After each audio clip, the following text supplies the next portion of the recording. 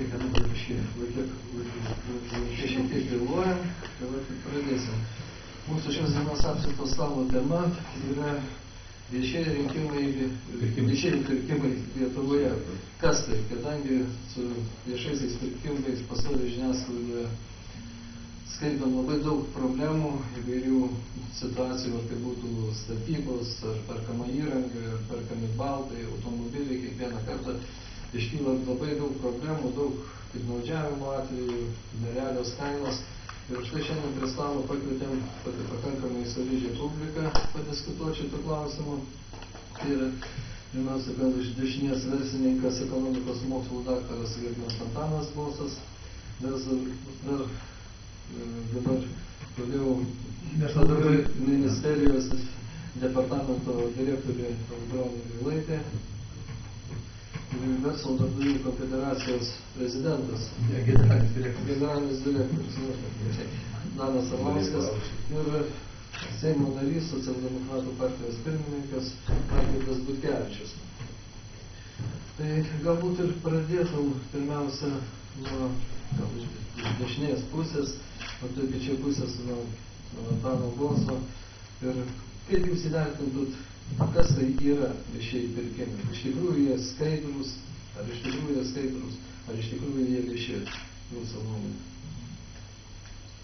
Pirmiausia, tai ko daro viešų, tai čia tik pavadinimas yra, kad jie iš tikrųjų yra vieši pirkimai, bet analizavus, pavyzdžiui, visą eilę konkursų, kuriuose tenka ir pačiam dalyvautis ir domėtis sąlygomis, aiškiai matosi plika akim, kad konkursai suruošti konkretiems pirkėjams. Galima teikti visą eilę pavyzdžių ir jau sąlygose yra eliminuojami konkurencingumas, kainos, reiškia rodiklis, kokybės rodiklis, todėl kad jie yra taip suruošti. Aišku, tų viešųjų pirkimų konsignacijų valdytojų yra labai daug, pradedant ministerijom, baigiant savivaldybėm, departamentais ir visa kita. Tai yra visos valstybinės institucijos, kurios, reiškia, naudojasi ar valstybinės lėšomis, ar ES lėšomis, bet vykdant pagal viešųjų pirkimų įstatymą tie konkursai. Fenomenas yra toks, gal vieną pavyzdį aš pasakysiu, pavyzdžiui, iš statybos verslo, šiaip statyboje yra leidimas, reiškia, bendras statybiniams darbams ir leidimas sudėtingiems statiniams. O kada konkursų sąlygos įrašyta, kad ne mažiau kaip 2 objektai visuomeninio naudojimo, kurių sąmatinė vertė nemažesnė kaip, pavyzdžiui, 35 milijonai, aiškiai plika akim matosi, kad tai yra paruošta kažkam tai. Jeigu aš turiu licenciją sudėtingams statiniams, tai aš tikrai statydamas, reiškia, gyvenamosius pastatus po 30 aukštų, sugebėsiu pastatyti tą dėžutę kaip sporto areną ar dar kažką. Tai yra palyginti su daugiaaukščių pastatu, tai yra labai nesudėtingas statinys. Bet tokiais būdais, lygtai ir pagal įstatymą, dar ten būna prirašyta, kad įmonė, kuri dalyvauja konkursą, negali turėti kreditų. Maža šiandien įmonių, kurios nesikredituoja, kurios lizingos būdų neįsipirkusios kažkokios technikos ar technologijų ir visa kita. Ir tie dalykai praktiškai kiekvienam konkursui. Mes tik tais tą lašą jūroje pamatome paviešintą. Paimkite pavyzdį, reiškia, sveikatos apsaugos ministerija, greitosios pagalbos automobilių pirkimas su instaliuota tenais įranga. Aiškiai, specialistai, nepriklausomi specialistai pasakė, kad permokėta daugiau negu 35%. Pasakė, visi norėjo tą piliulę, viskas tvarkoja toliau. Važinėja, nevažinėja, visi skundžiasi, vietoj instaliuotų navigacinių sistemų pasistatė laptopus ant greitosios pagalbos, reiškia, prietaisų panelės ir žiūri, kur nuvažiuoti, reiškia, operatyviai paimti, suteikti tą pirmąją pagalbą žmogui. Ar tai normalu? Nenormalu, bet tai yra sistemoje. Ir šiandien dieną kiekvienas, kuris tik gali, ar organizacija sprendžia savo partinius interesus ir tokiais keliais. Ir iš tikrųjų tai varo į neviltį verslininkus, tuos, kurie normaliai dalyvauja konkurse. Kas įdomiausia, aš noriu pasakyti, kad šiandieną yra iš konkurso eliminuoti tie savarankiški subjektai, kurie ekonominio pakilimo laikotarpiu nedalyvavo viešuosiuose pirkimuose, buvo stiprus, vykdė savarankiškus savus projektus, rado savo finansavimus ir statė projektus. Šitie yra išeliminuoti, todėl kad jie nestatė tų visuomeninių pastatų arba tokiam sąlygom, kurios dabar įrašo į sąlygą. Gerai, kaip privaloma sąlyga, kad jie būtų vykdė tokius. Gerai, bet dabar gerbiamą Audronį, jūs girdėjot gerbiamą Antano pasisakymą, ten tikrai nesinorėtų jūsų kažkaip čia, kad kolegos darytų atpirkimo vėžių, bet labai įdomi situacija. Kadangi buvau į šitą diskusiją, norėjom pasikviesti būtent viešųjų pirkimų direktorių gerbiamą Lydniką. Jis atsisakė visiškai dalyvauti pasitaręs, po to padlygtai kalbėjo, kad jam, jeigu aš teisingai supratau, ponas Žylius neleido, kad jis pats kalbės, po to ponas Žylius šiandien atsisakė ir atsiuntė jūs, nesinorėtų, kad šitas visos problemos jūs užduotų, bet pamėginkit paneigti arba patvirtinti gerbiamą Antano žodžius. Viceministras Žylius atsiprašo iš tikrųjų dėl to, kad yra tarptautinė reitingų agentūra atvykus ir yra susitikimas ir negali. Tiesiog aplinkybės susiklostė taip, kad negali pats dalyvauti. Dabar galėčiau pasakyti, kaip departamento vadovė atsakinga už viešųjų pirkimų politikos formavimo pagrindinius aspektus, tai mes esame ūkio ministerija atsakingi už būtent įstatymus ir tai kaip yra sureguliuojama įstatymuose ir didžiąją dalimi, kaip žinote, vis dėlto yra ir ES teisė šioje srityje, taip kad mes esame iš dalies esame įpareigoti turėti kai kurias teisės normas tokias, kokias turime Lietuvoje dėl viešųjų pirkimų. O viešieji pirkimai iš tikrųjų vyksta, apimtis yra didelės. Ir už įgyvendinimą yra atsakinga viešųjų pirkimų tarnyba, jinai jau mes matome matyti visi ir iš žiniasklaidos, kad viešųjų pirkimų tarnyba ypatingai dabar tapo labai aktyvi kontroliuodama viešuosius pirkimus, nes tai būtent ir yra viešųjų pirkimų tarnybos funkcija, viena iš pagrindinių tokių funkcijų būtent prižiūrėti, kontroliuoti ir pagal esamas galimybės šitoji tarnyba tai ir daro. Ūkio ministerija pasiekė, žinoma, taip pat įvairių probleminių klausimų, juos mes mėginame tartis, spręsti, susitirdami su siūlytojais ir žiūrėdami, kaip tobulinti būtent teisinį reguliavimą.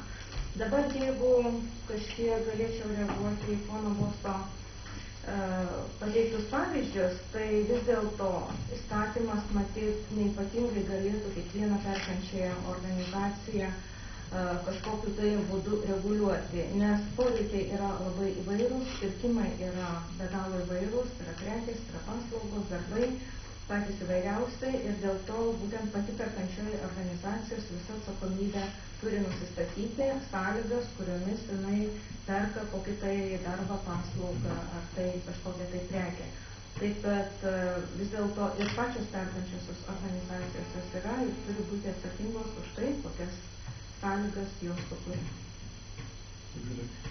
Tas kontrolės mechanizmas iš vis egzistuoja tada?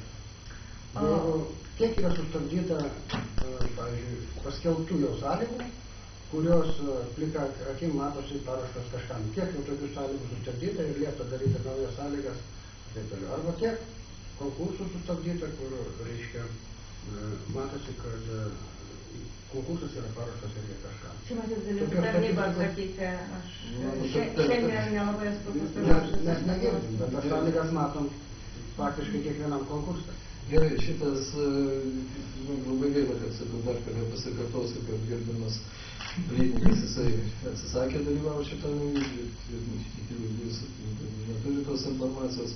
Dabar, gerbiamas Danai, bet jūs, atstovaudamas visą verslo darbdavių konfederaciją, galėtų papildyti, turi daugiau turbūt informacijos, galbūt Antanas savo tiesioginį pavyzdžių susidūrė savo versle, kaip darbdavių konfederacija, kuri jungia daug verslininkų, mato šitą problemą, turi daugiau informacijos, ar šiandien neegzistuoja, nes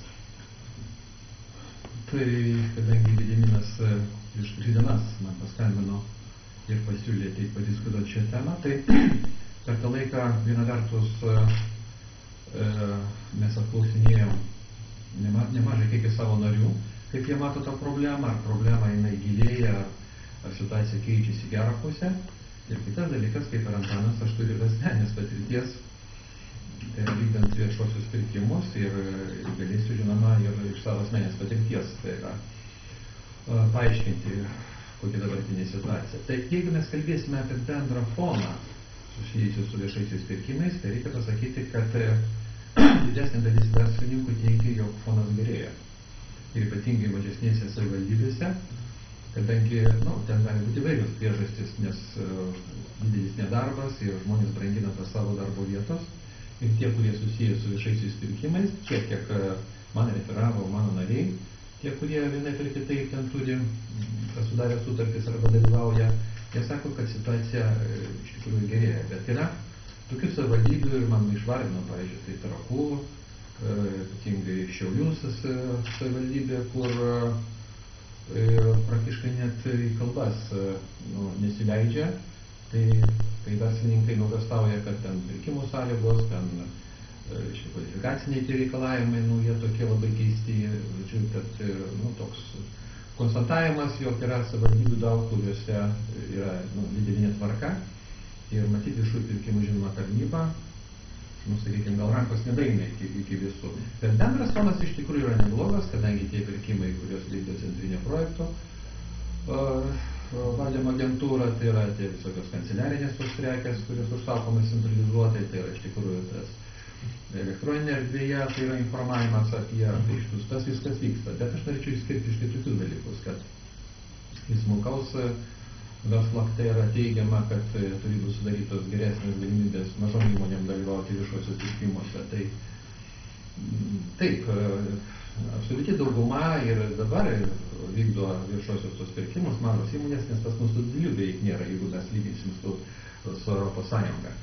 Bet jeigu pažvelgsime, pavyzdžiui, pagal tą santykinį dydį įmonių, tai mažos įmonės, mikro įmonės, jų lyginamasis svoris viešuose pirkimuose yra labai mažas. Ir todėl mes tarsi ir pažeidžiame smulkaus verslo šitą aktą. Kai mes bandėm surinkti informaciją, pavyzdžiui, pagal regionus, pagal įmonių dydį, tai dėja ministerija tokios informacijos neturi. Reiškia, priklausomai nuo įmonės dydžio, koks jų dalyvavimas viešuose pirkimuose. Tai yra čia silpna vieta. Dabar aš negalėčiau teikti, kad absoliučiai, reiškia, tie visi viešieji pirkimai, iš tikrųjų yra kontroliuojami.